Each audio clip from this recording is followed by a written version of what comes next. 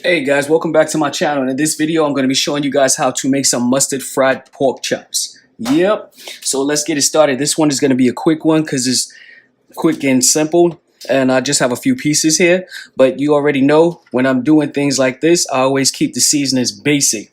I don't overpower it because the mustard is the star of the show. And I already have some seasoned flour here, which is seasoned with the same seasonings that you see here already. Like I said, this is going to be a quick video, so that's already done. So before I get to seasoning these pork chops, what I'm going to do is take the pork chops and slit a little cut right in the middle, just so that when I am frying them, it doesn't rise up in the middle and not fry on both sides.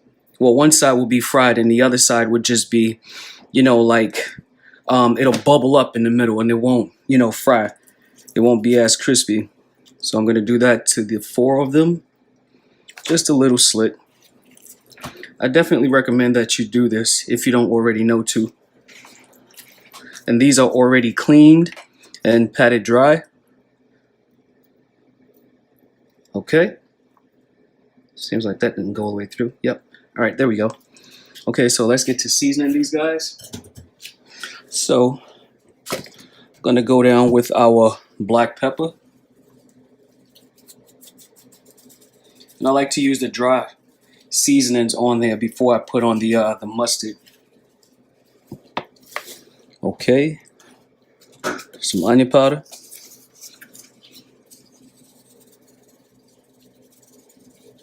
And there's no specific measurements to this.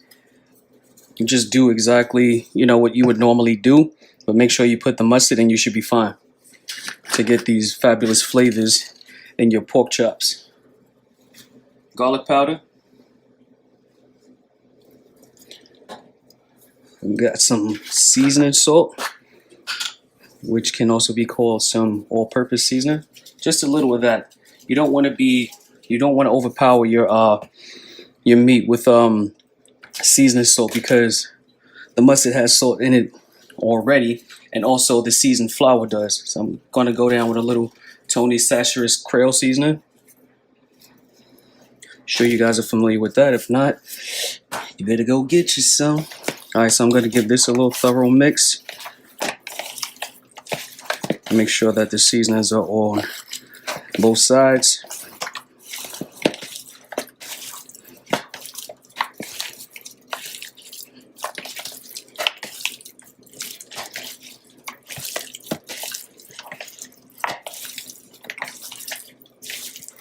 Okay. Looks about fine to me. Yep.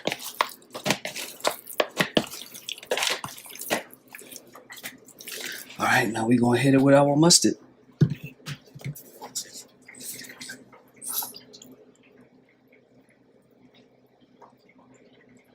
least about 2 tablespoons will do.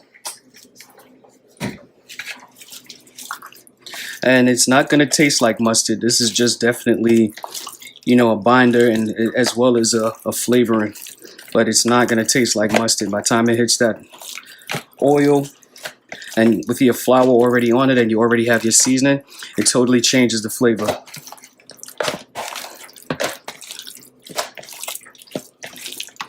Alright, so I'm going to let this hang out for about maybe 15-20 minutes before I put it inside of our seasoned flour, just so that the seasonings can get all through and out. See that?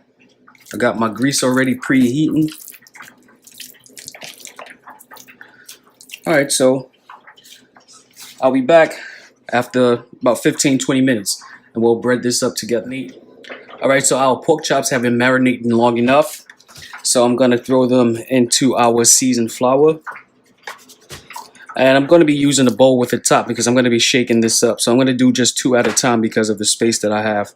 And you want to just at least try and put some of the flour on top before you start shaking it up, because you don't want the rawness of the meat to be at the top of the bowl, and it'll take all your seasoning off. Okay.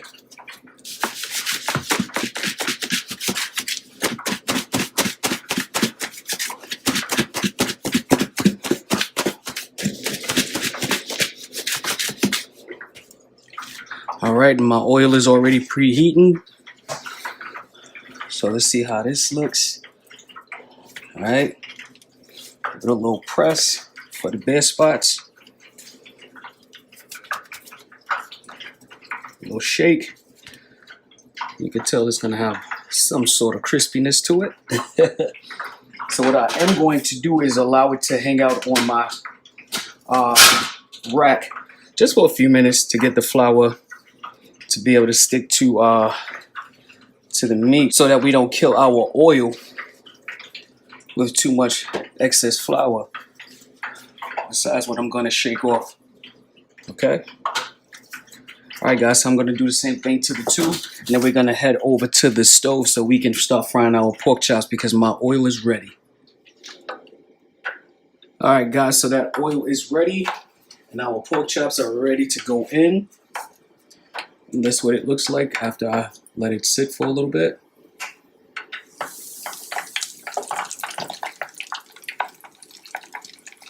I'm going to be dropping 2 at a time.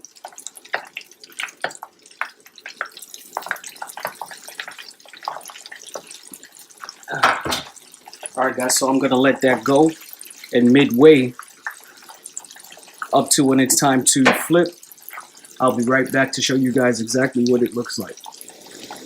Alright guys, so let's take a look at these chops. Let me zoom in a little bit for you guys.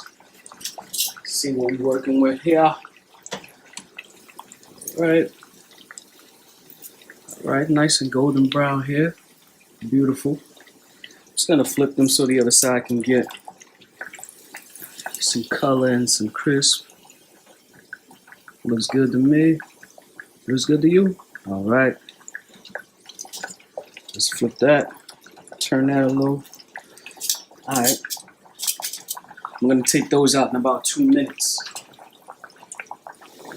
Alright guys, so I'm going to take these out right now. Just want it to be crispy enough. Looks crispy enough to me on both sides. You don't want to overcook these because these will dry out very quickly.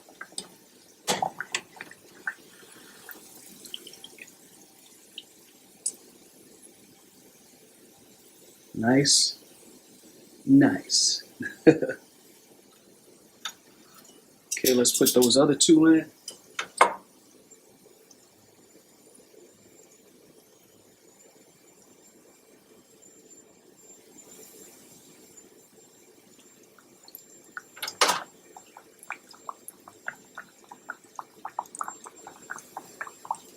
Okay. Like the first batch, I'll be back midway when it's time to flip them. It's time to check on that second batch. But let me show you the first batch before. They've been on my cooling rack. These look amazing.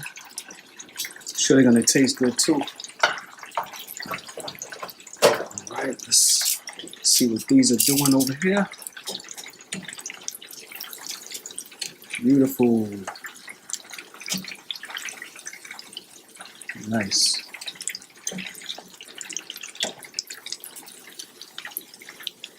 Perfect. Alright, we're gonna let those go for a few more minutes. Then it's time to plate up. Looks like these are done, so I'm going to take them out. I am happy with the results.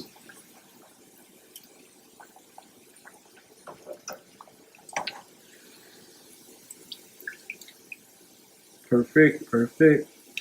Alright, so I'm going to continue to let this excess oil drip off before I touch them and let them cool down slightly because I don't want to burn myself. And I'll taste them for you guys and let you know just how they came out. Alright guys.